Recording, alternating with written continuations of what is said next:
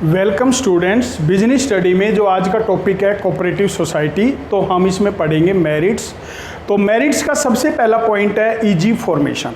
अब देखिए, जो हमारा कोऑपरेटिव सोसाइटी है वो वॉलेंट्री मेंबरशिप होता है। जो भी मेंबर्स इस सोसाइटी में शामिल होना चाहते हैं वॉलेंट्री इसमें शामिल हो सकते हैं, और इस सोसाइटी का जो रजिस्ट्रेशन है सोसाइटी एक्ट 1912 के अंदर इसका हम रजिस्ट्रेशन करा सकते हैं। तो इजीली हम इसका रजिस्ट्रेशन करा सकते हैं और इजीली इसमें मेंबरशिप ली जा सकती है, इसलिए इसका जो फॉर्मेशन है वो इजी होता है। Limited liability. अब देखिए, इसमें जितने भी मेंबर्स हैं सभी की लायबिलिटी लिमिटेड होती है। जितनी कैपिटल उन्होंने इन्वेस्ट की हुई है उनकी लायबिलिटी केवल उस कैपिटल तक है। उनकी प्राइवेट जो प्रॉपर्टी है उसको यूटिलाइज नहीं किया जा सकता। अगर किसी सिचुएशन में हैवी लॉस हो जाता है तो मेंबर्स की जो प्राइवेट प्रॉपर्टी है उसको यूटिलाइज नहीं किया जाता। स्टेबिलिटी। अब देखिए, आपको सोल ट्रेड में बताया था कि only one person is owner of the business. उसकी डेथ हो जाती है, अनसाउंड माइंड हो जाता है या और कोई रीजन हो जाता है तो बिजनेस बंद हो जाता था। लेकिन इसमें मिनिमम 10 मेंबर्स होते हैं, मैक्सिमम नो लिमिट। तो इसमें क्या होता है, स्टेबिलिटी बनी रहती है। अगर किसी मेंबर की डेथ हो गई, कोई मेंबर अनसाउंड माइंड हो गया या और कोई रीजन हो गया, तो इससे सोसाइटी पर कोई इफेक्ट नहीं होता है और सोसाइटी जो है वो कंटिन्यू प्रोसेस में रहती है। Democratic management. इसका जो मैनेजमेंट है वो डेमोक्रेटिक होता है, यानी वन मेंबर वन वोट। एक मेंबर ने 10,000 रुपये इन्वेस्ट किए हुए हैं, एक मेंबर ने 1 लाख रुपीज़ इन्वेस्ट किए हुए हैं, एक मेंबर ने केवल 100 रुपये इन्वेस्ट किए हुए हैं। तो तीनों की कैपिटल अलग हो गई, लेकिन तीनों का जो वोटिंग राइट है वो सेम होता है, इसलिए डेमोक्रेटिक मैनेजमेंट होता है। और कोई भी मेंबर, चाहे जिसने जितना भी पैसा इन्वेस्ट किया है, कोई भी मेंबर उसमें जो है इलेक्ट हो सकता है मैनेजमेंट में। Lesser operating cost. देखिए, इस प्रकार की जो सोसाइटी होती हैं उनमें ऑपरेटिंग कॉस्ट ज़्यादा कम होती है। क्यों होती है?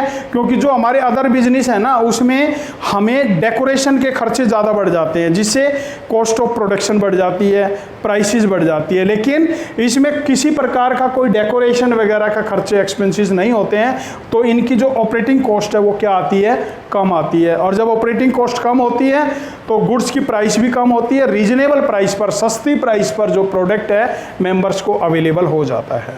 Tax advantages. अब देखिए, इस प्रकार की सोसाइटी में जो प्रॉफिट हुआ उसको सरप्लस कहते हैं। उस पर गवर्नमेंट की तरफ से, टैक्स अथॉरिटी की तरफ से कोई टैक्स जो है वो चार्ज नहीं किया जाता है। तो इस सोसाइटी के जो प्रॉफिट्स होते हैं, जो सरप्लस होते हैं, वो एग्जेम्प्टेड फ्रॉम टैक्सेस। तो टैक्स एडवांटेजेस हमें मिलता है। Supply of goods at cheaper rate. अब देखिए, इस प्रकार की सोसाइटी में क्या होता है, एक बल्क क्वांटिटी में जो गुड्स है प्रोड्यूसर या होलसेलर से परचेज किया जाता है, और एक स्मॉल क्वांटिटी में अपने मेंबर्स को वो गुड्स जो है एक रीजनेबल प्राइस पर, एक चीपर प्राइस पर जो है अवेलेबल करवाया जाता है। इसलिए जो भी गुड्स की सप्लाई है वो चीपर रेट पर होती है। तो ये थे कोऑपरेटिव सोसाइटीज के मेरिट्स। अब कोऑपरेटिव सोसाइटी की लिमिटेशंस आती हैं। तो लिमिटेशंस में सबसे पहला पॉइंट आता है लैक ऑफ कैपिटल। अब देखिए, जितने भी मेंबर्स हैं सभी मेंबर्स ने अपनी कैपेसिटी के अनुसार पैसा इन्वेस्ट कर दिया। अगर हमारे को इस सोसाइटी में ज़्यादा मनी की रिक्वायरमेंट होती है और जो मेंबर्स होते हैं वो they are not able to introduce extra capital, वो एक्स्ट्रा कैपिटल इंट्रोड्यूस नहीं कर सकते हैं, और बाहर से कंपनी को कोई भी हेल्प, ये सोसाइटी को कोई हेल्प नहीं मिल पाती है, तो इस प्रकार से सोसाइटी में जो कैपिटल है उसकी कमी पाई जाती है।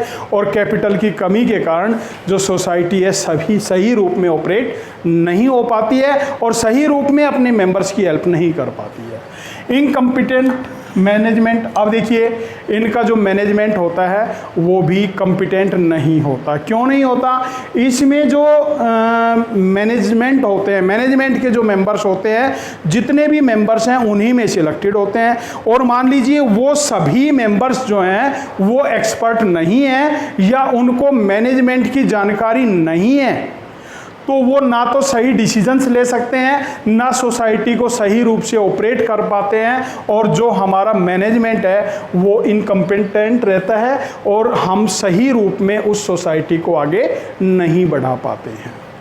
Cash trading. अब देखिए इस प्रकार की जो सोसाइटी होती है उसमें जो भी गुड्स मेंबर्स को सेल्स किया जाता है only cash sales, credit sales नहीं होता है, क्रेडिट की कोई फैसिलिटी नहीं होती है, ओनली कैश ट्रेडिंग होती है। तो जो मेंबर क्रेडिट परचेज करना चाहता है उनके लिए इस प्रकार की सोसाइटी जो है वो बेनिफिटेड नहीं हो सकती है। पॉलिटिकल इंटरफेयर, अब देखिए जो गवर्नमेंट है, गवर्नमेंट इस प्रकार की सोसाइटी में ग्रांट्स वगैरह प्रोवाइड करती है। अब जब गवर्नमेंट ग्रांट देती है तो इस सोसाइटी में गवर्नमेंट इंटरफेयर भी करती है, पॉलिटिकल इंटरफेयर बना रहता है। और जहां पॉलिटिकल इंटरफेयर, जिस भी बिजनेस में, जिस भी सोसाइटी में पॉलिटिकल इंटरफेयर इन्वॉल्व हो जाता है वो बिजनेस, वो सोसाइटी कभी भी सक्सेसफुल नहीं हो सकते हैं। लैक ऑफ मोटिवेशन, अब देखिए एक मेंबर ने बहुत ज़्यादा काम किया, एक मेंबर ने कोई काम नहीं किया। जिस मेंबर ने ज़्यादा काम किया उसको अप्रिशिएट किया जाना चाहिए जिससे कि वो और ज़्यादा कैपेसिटी से काम करने के लिए तैयार हो। लेकिन यहाँ किसी भी मेंबर्स ने ज़्यादा काम किया हो उसका कोई अप्रिशिएशन नहीं होता है, इसलिए वो अप्रिशिएट होने की वजह यानी ज़्यादा काम नहीं कर पाता है। Due to lack of motivation वो भी क्या होता है, लेथरिक बन जाता है, ज़्यादा काम करने का इच्छुक नहीं होता है। लैक ऑफ सीक्रेसी, अब देखिए इस प्रकार की सोसाइटी में जो भी डिसीजंस लिए सभी मेंबर्स के बीच लिए जाते हैं, उनमें से कुछ मेंबर्स ऐसे होते हैं जो हमारे सीक्रेट डिसीजंस हैं उनको लीकेज कर देते हैं, जिससे हमारी सोसाइटी को बेनिफिट होने की बजाय क्या होता है, लॉस होना स्टार्ट हो जाता है। तो इस प्रकार की जो प्रॉब्लम्स हैं वो भी पाई जाती है और सीक्रेसी जो है वो नहीं पाई जाती है।